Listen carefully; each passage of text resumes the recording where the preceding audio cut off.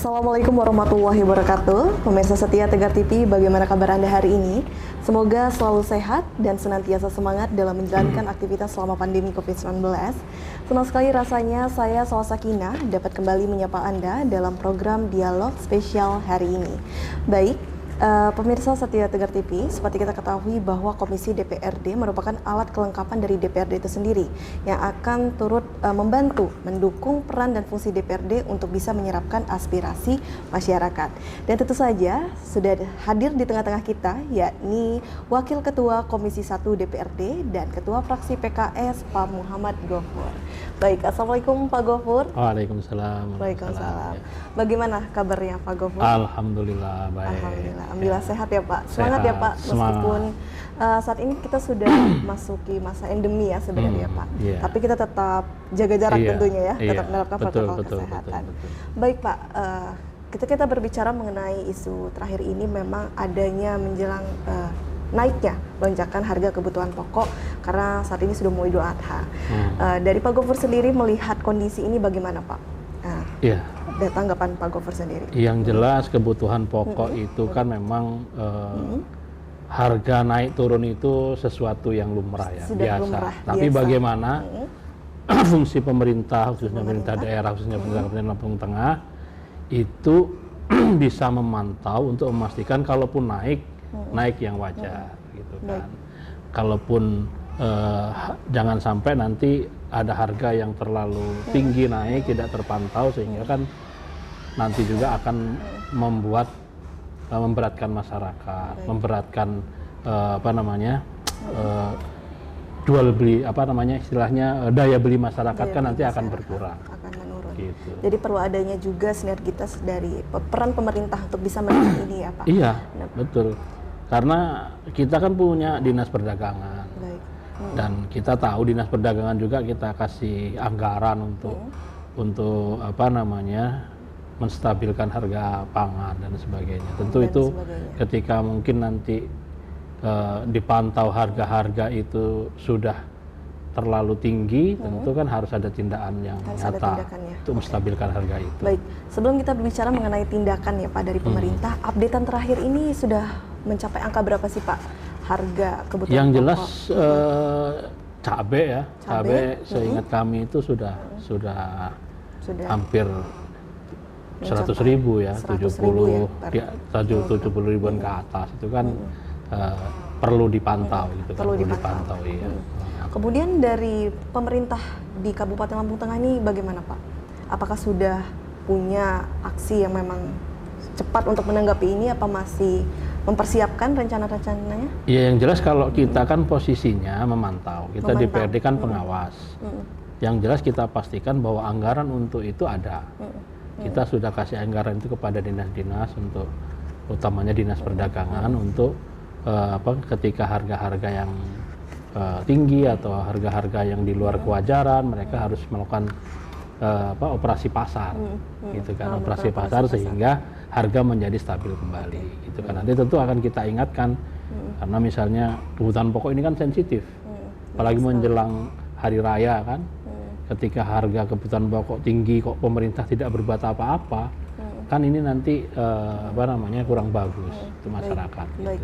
Kemudian dari pengawasan terakhir apa yang sudah dilakukan nih Pak oleh dinas terkait atau pemerintah?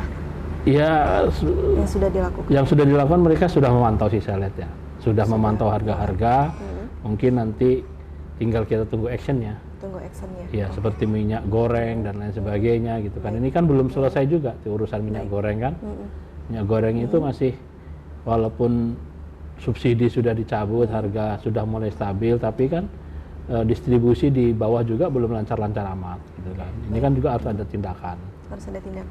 Jadi sejauh ini yang terlihat bahwa dari dinas-dinas terkait masih melakukan pemantauan ya Pak. Belum ada aksi nyata yang turun ke lapangan untuk sepengetahuan saya seperti itu ya. Seperti itu. Iya. Jadi nanti akan ditindaklanjuti lagi ya Pak setelah itu. Kemudian dari Komisi 1 DPRD selain dari pengawasan apalagi yang Pak diupayakan untuk mengatasi ini? Yang jelas kan gini, nanti ketika memerlukan sebuah regulasi, misalnya perlu aturan terkait untuk melakukan operasi pasar dan sebagainya. Tentu kan nanti kita akan bagian dari yang membahas itu. Bagian membahas. Komisi 1, iya. Komisi 1. Oke, baik. Ketika kita berbicara mengenai lonjakan naik ke harga kebutuhan pokok ini, kalau dari kacamata atau sudut pandang dari Pak Gofur sendiri melihat apa sih Pak penyebabnya kalau untuk kondisi khusus di tahun ini? Apakah ada kenaikan hama atau ada oknum-oknum yang mempermainkan harga komoditas ini atau apa? Kalau dari sudut pandang Pak Gofur sendiri. Yang jelas kalau pangan itu memang kompleks. Kompleks pertama terkait masa panen. Masa panen. Misalnya ketika masa panen tentu cenderung lebih rendah harganya. Cenderung lebih rendah. Itu kan karena pasokan melimpah kan gitu. Nah, kalau harga naik biasanya kan karena ada yang gagal panen. Itu kan ada yang panennya nggak bagus gitu kan, atau memang sedang tidak masa panen. Tidak. Misalnya cabai seperti itu kan. Cabai cenderung kan juga seperti itu. Cabai kan termasuk yang harga lonjakannya itu sering naik turunnya drastis.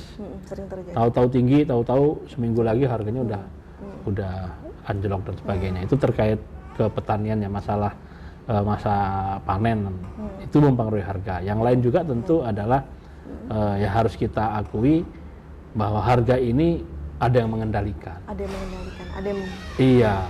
Dan harus juga kita akui itu bukan pemerintah. Itu bukan pemerintah, ada. Ya kan? Harga dikendalikan. Bagaimana misalnya harga kebutuhan pokok A itu bisa bertahan di harga segini dalam waktu yang relatif lama, itu kan? Itu ada seperti ada yang mengendalikan. Ada yang mengendalikan. Yang jelas itu adalah bukan dari pemerintah ya. Namun nanti kita lanjutkan kembali Pak Gofur perbincangan kita mengenai ini. Dan untuk pemirsa setia Tegar TV jangan kemana-mana karena kita masih berdialog bersama Komisi 1 DPRD Kabupaten Lampung Tengah setelah jeda pariwara berikut ini.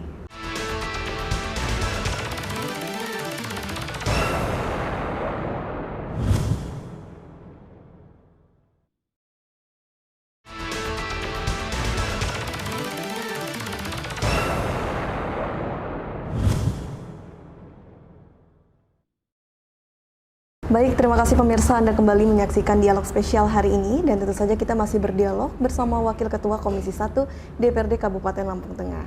Baik Pak Gofur, kita lanjutkan kembali perbincangan kita ya Pak.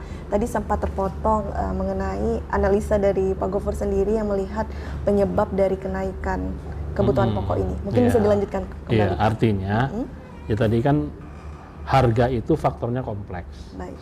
Sebuah harga bahan pokok, utamanya bahan pangan itu faktornya kompleks, nggak hanya faktor masalah masa panen, masalah demand dan sebagainya, tapi ada juga faktor yang seperti invisible hand, yang kita nggak tahu kok siapa ini yang mengendalikan, tahu-tahu harganya naik, tahu-tahu harganya turun, gitu kan? Nah itu, disitulah sebenarnya perlu peran pemerintah yang lebih, gitu loh, karena itu pasti tidak bisa di luar kuasa petani, di luar kuasa masyarakat. Nah, yang bisa mengintervensi ke sana adalah pemerintah. Nah, disinilah mudah-mudahan pemerintah hadir untuk menstabilkan harga. Harga tidak harus murah, tapi stabil. Stabil dalam arti petani juga punya kepastian, masyarakat itu punya kepastian, gitu kan. Jadi istilahnya naik turunnya harga itu tidak zigzag, sehingga tidak timbul kegaduhan. Petani juga perlu dipastikan harga pangan, hasil panennya itu harus ada imbal baliknya, ada untungnya untuk petani, gitu kan. Tapi jangan juga terlalu tinggi karena pasti memberatkan masyarakat. Harga yang wajar, nah disitulah pemerintah mudah-mudahan bisa hadir bagaimana menstabilkan harga. Nah, kita di Lampung Tengah insya Allah kita siapkan anggaran untuk itu dan mudah-mudahan ini digunakan secara bijak oleh dinas terkait, mungkin dinas perdagangan dan pasar, sehingga nanti anggaran itu bisa benar-benar dilakukan untuk menstabilkan harga. Untuk menstabilkan harga dan mungkin di situ juga lah perlu peran tangan dari DPRD ya Pak. Betul. Untuk bisa memperjuangkan aspirasi masyarakat, menyampaikan aspirasi. Kalau kita kan tinggal mengawasi nih, jalan nggak programnya. Kan kalau bahasnya sudah. Bahasnya sudah akhir tahun kemarin, sekarang tinggal ini dinasnya realisasi enggak gitu kan. Kalau nggak realisasi kan nanti kita tegur, kenapa kamu ada anggaran ini kok harga di bawah nggak bagus kan gitu. Namun apakah sudah ditemui case tersebut Pak? Sudah ada penyimpangan-penyimpangan dari 1 bulan terakhir? Belum lah sementara. Insya Allah mudah-mudahan tidak ada penyimpangan. Tidak ada penyimpangan. Kemudian dari masyarakat bagaimana? Apakah sudah terdengar nih Pak keluhan masyarakat untuk terkait banyak, artinya ya itulah masyarakat kan tetap ketika harga naik mengeluh langsung. Iya, artinya kita kan dengar nih ada kenaikan harga pangan gitu kan, kita sampaikan aspirasi ini ke teman-teman di dinas, bagaimana nanti teman-teman dinas memantau dan mensikapi menjadi sebuah kebijakan kan seperti itu. Baik, semoga Komisi 1 DPD terus selalu mengawasi ya Siap, Pak, amin, sehingga amin, bisa ya. menekan naiknya kebutuhan pokok menjelang Idul Adha ini.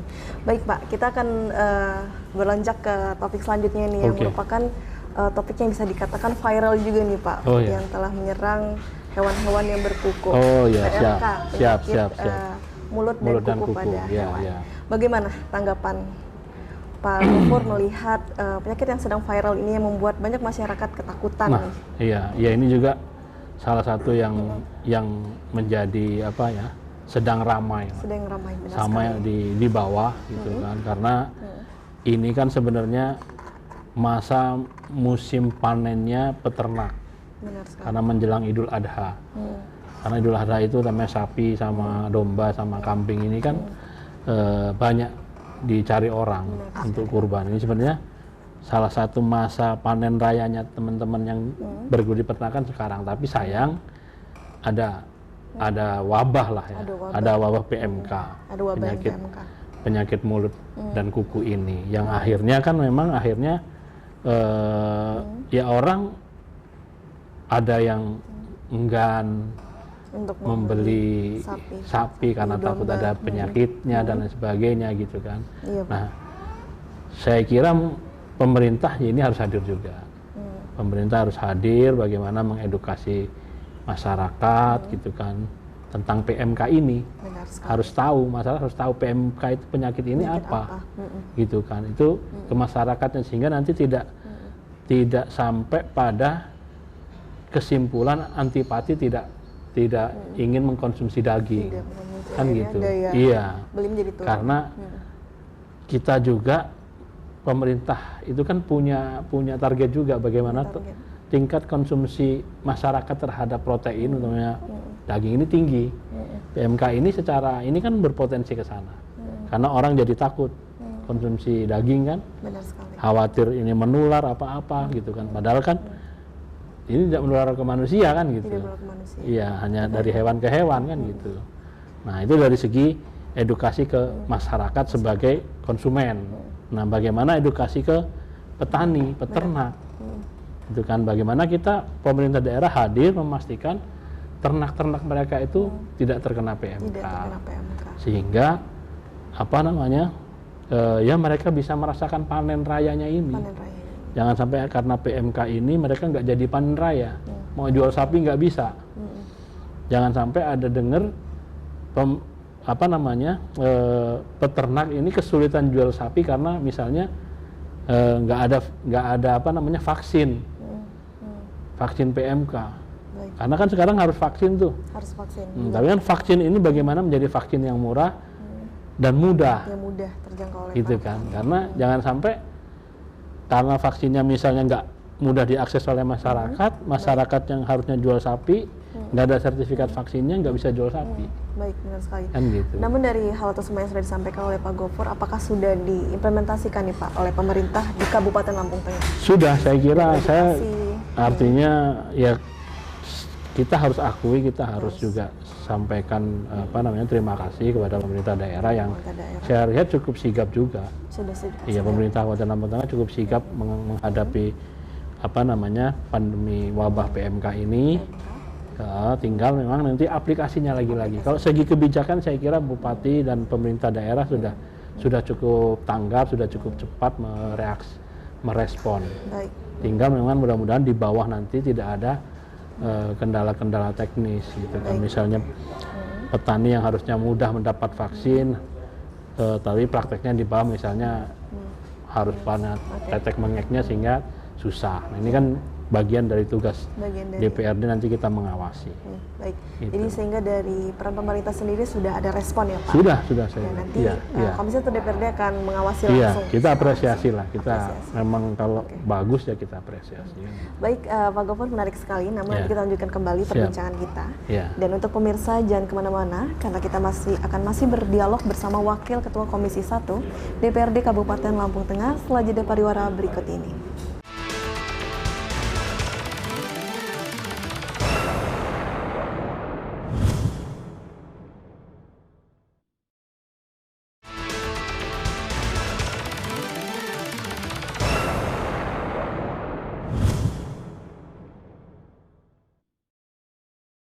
Terima kasih pemirsa, Anda kembali menyaksikan dialog spesial hari ini dan tentu saja kita masih berdialog bersama Wakil Ketua Komisi 1 DPRD Kabupaten Lampung Tengah.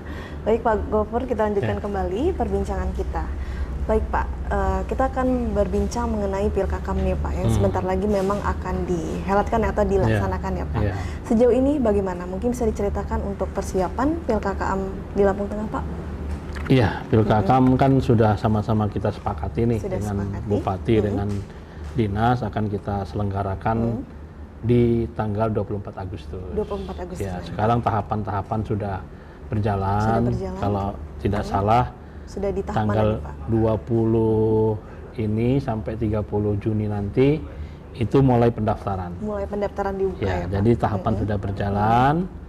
Nah, jadi sebagai bagian dari tupoksi kita di Komisi 1 tentu kita mengingatkan kepada dinas terkait, penyelenggara untuk bekerja secara profesional. Ya. Baik. Sehingga memang sedang di tahap awal, sedang pendaftaran ya. Pendaftaran. Betul. Kemudian bagaimana nih Pak untuk memastikan agar Pilkakam ini bisa berjalan dengan aman? Seperti kita ketahukan bahwa saat ini kita masih terus berjuang untuk melawan COVID, agar tidak memunculkan klaster baru nih Pak.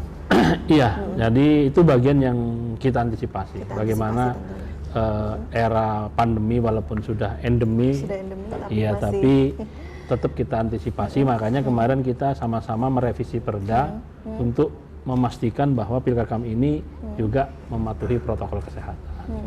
Sehingga di Perda yang baru ini nanti Pilkakam ini kita laksanakan per TPS. Kalau dulu kan fokus di balai kampung. Ya, besok di TPS masing-masing, di dusunnya masing-masing, sehingga mengurangi potensi masyarakat berkerumun terlalu banyak. Iya, gitu. Jadi itu salah satu upaya kita. Baik, namun kalau dari segi vaksin memang masyarakat di Kabupaten Lampung Tengah apakah sudah mencapai? Insya Allah cukup bagus ya. Sudah cukup bagus ya. Cukup bagus karena vaksin di Lampung Tengah ini gotong royong semuanya ya, seluruh komponen dari pemerintah daerah, dari tenaga medis, dari aparatur, dan itu capaiannya juga lumayan bagus. Capaiannya sudah bagus. Sehingga antisipasi tersebut insya Allah bisa berjalan dengan bagus. Lancar ya Pak. Kemudian ada berapa banyak nih Pak kepala kampung nanti yang akan bertarung di Pilkakam ini? Ini ada 84 kampung. Ada 84. Iya, dari 311 kampung di Lampung Tengah ini ada 84 yang kita adakan serentak Pilkakam. Kemudian kriterianya apakah ada pembaharuan di tahun ini? Apakah sama dengan tahun-tahun sebelumnya? Kriteria gimana? Kepala kampung yang akan ikut bertarung, apakah tidak ada nih? Oh, nggak ada. Jadi kalau syarat masih seperti yang lama gitu kan. Jadi syarat-syarat teknis masih yang sama lah. Masih kita ya kalau undang-undang PP itu kan lebih memudahkan syaratnya, karena minimal kelulusan lah. Itu hanya lulus SMP boleh. Lulus SMP boleh. Iya, itu boleh nyalon gitu. Jadi silahkan kepada seluruh warga masyarakat kan yang merasa peduli terhadap pembangunan di kampung masing-masing, saya kira tidak ada masalah. Tidak ada masalah. Untuk bisa ikut siapa aja. berani mendaftarkan diri menjadi calon kepala kampung di kampungnya masing-masing. Baik. Gitu. Dan harapannya juga semoga bisa terpilih kepala kampung yang berintegritas tinggi. Artinya ketika banyak pilihan, tentu kan masyarakat menjadi banyak yang dibanding-bandingkan. Ketika banyak yang dibanding-bandingkan, tentu mudah-mudahan nanti terpilih yang terbaik kan seperti Semoga itu. bisa lancar nanti Iya, pelaksanaan pilkada. iya.